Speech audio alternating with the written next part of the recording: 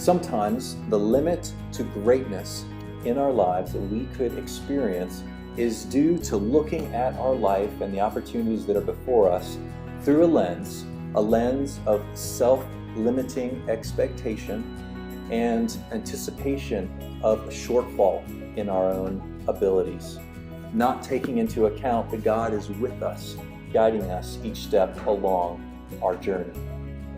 The battles that we are called on to help fight, the mountains that we desire to see moved, these things in our lives can hold us back from experiencing God's best for our lives. And it's simply because we doubt ourselves and we doubt God's plan for us. We find ourselves in tight places where our fears, our doubts, the uncertainty of a moment will inform our decisions. And if left unchecked, we will find ourselves in a very dark place. But be assured, as lovers of Jesus, help is always on the way. Our victory has already been secured.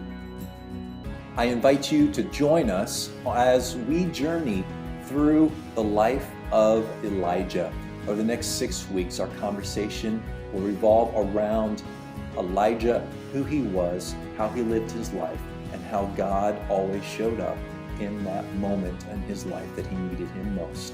Elijah, a man who did not have training, a man who did not have vast resources, and a man who did not have a map to be able to figure out where he was going and what he was doing next.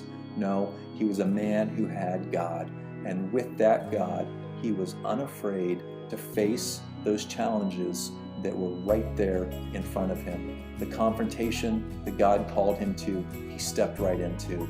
Those moments that only supernatural courage would have carried him through, he said yes to that supernatural courage. We too can face the adversities in our lives without fear and not back down with the courage that God has for us.